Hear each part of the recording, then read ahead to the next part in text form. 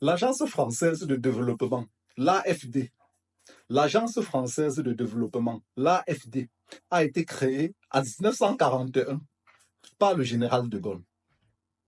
Et tous les pays africains francophones, j'entends par là, sont indépendants depuis les années 60. Ça veut dire, ça fait plus de 80 ans, plus de 80 ans que ces pays sont indépendants. Le développement ne suit pas. Bien au contraire, ces pays ne font que s'endormir, s'engouffrer, sombrer. On nous fait comprendre tout le temps, l'AFD injecte des milliards chaque année pour aider ces pays à se développer. Mais paradoxalement et curieusement, ces pays ne se développent pas. Pourquoi ça ne se développe pas? Parce que nous ne sommes pas la priorité. Nous ne sommes pas la priorité de l'Union européenne. Nous ne sommes pas du tout la priorité. Quand ils ont une priorité chez un pays, ils mettent les moyens en place et les stratégies pour. Oui, ils mettent les moyens et les stratégies pour. On l'a vu avec un de leurs pays, un des leurs, la Grèce.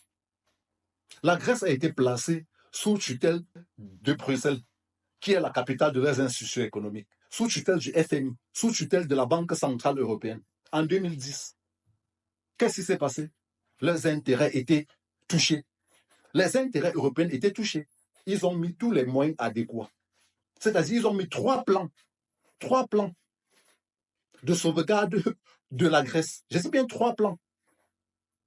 En 2018, c'est-à-dire le 20 juillet, je crois bien, 2018, la Grèce a été officiellement sortie de la tutelle de Bruxelles, du FMI et de la Banque centrale européenne. 8 années. Je dis bien 8 années tout simplement. Aujourd'hui, ça fait plus de 80 ans. Ils nous font savoir qu'ils veulent nous aider en Afrique à nous sortir de la perfusion du FMI. On ne s'en sort pas. Parce que la politique, c'est un jeu d'intérêt. C'est un jeu d'intérêt. Et on ne va pas accuser l'Européen, on ne va pas accuser le Français là-dessus. Si nos présidents ne nous aiment pas en Afrique, on ne va pas empêcher, on ne va pas en vouloir à ces présidents d'aimer leur population. Non. C'est à nos présidents de faire le nécessaire. Parce que c'est bien beau aujourd'hui de toujours accuser la France. À quoi nous sert l'UA? L'Union africaine. L'Union africaine nous sert à quoi? Ça a été créé en 2002 à Addis Abeba, en Éthiopie. Ça nous sert à quoi? À rien du tout. Parce qu'ils sont là juste pour leurs propres intérêts. Leur population ne dit absolument rien du tout. Le contraire de l'Européen. L'Européen pense d'abord à sa population, à leurs intérêts. Je vous dis, ils ont mis tout en place pour sortir la Grèce de cette tutelle financière. Ah oui. Ah oui, oui, oui, oui. C'est ça qui est la réalité. C'est ça qui est la réalité. Après, on ne va pas se le mentir. On ne va pas se le mentir que la France est un problème pour le développement en Afrique. Je ne le nie pas. Mais ça fait partie des causes exogènes. Exogènes, il y a les causes endogènes qu'il faut d'abord enlever. Je prends un cas de l'arbre. Tu ne peux pas être en train de vouloir enlever un arbre de chez toi. Et au lieu de commencer à déraciner, c'est-à-dire enlever les racines, tu enlèves plutôt les branches. Non, tu vas le faire 1000 ans. L'arbre ne va jamais tomber. C'est ce qui se fait. C'est-à-dire les causes exogènes de notre sous-développement aujourd'hui, c'est quoi? Au Cameroun et en Afrique centrale, c'est la même gangrène. C'est la corruption, où le Cameroun est champion plusieurs fois. La malgouvernance, le Cameroun est champion. Le tribalisme et la mauvaise répartition des biens. Voilà les 4 causes exogènes qu'il faut d'abord enlever. Aujourd'hui, le Burkina Faso, le Mali et le Niger, c'est-à-dire les membres de l'Alliance des États du Sahel, peuvent parler et attaquer les causes exogènes, laquelle la France, là, ça se comprend. Parce qu'ils sont en train de mettre ça en place et d'enlever, c'est-à-dire d'enlever les causes endogènes de leur sous-développement. Tout le monde le voit. Mais aujourd'hui, en Afrique centrale, ce n'est pas possible. Ce n'est pas possible. Il y en a qui ont décidé de prendre l'avenir des Africains d'Afrique centrale, de s'asseoir dessus. Que ce soit le Congo-Brazzaville avec Sassou Nguesso, il est là depuis, je crois, plus de 100 ans. Le Gabon, c'est la même chose, c'est la même famille. Le Tchad, c'est la même chose. Le Cameroun, c'est la même chose. La Guinée équatoriale, c'est la même chose. On est en Afrique centrale entouré, on est dans une bulle. Et on est en train de vouloir mettre dans la tête de tous les Africains de l'Afrique centrale que non, leur principal problème, c'est la fin. Non, ça ne fonctionne pas comme ça.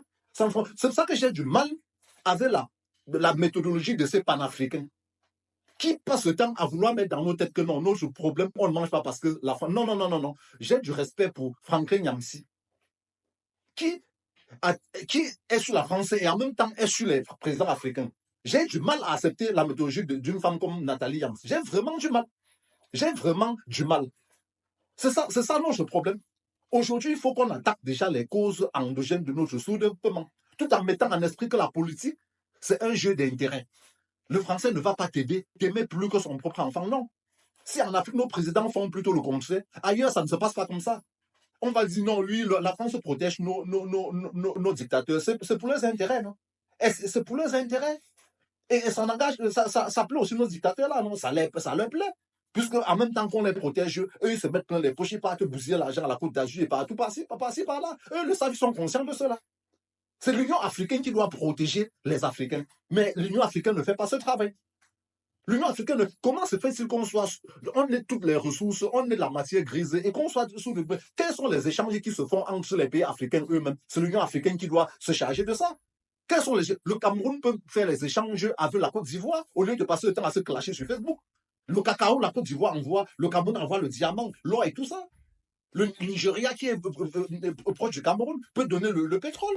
Il peut avoir les échanges entre nous, mais ça ne se fait pas. On passe le temps à chialer et tout. L'Union africaine doit se lever et mettre en place des stratégies pour mettre l'Africain en avant. C'est ça la réalité.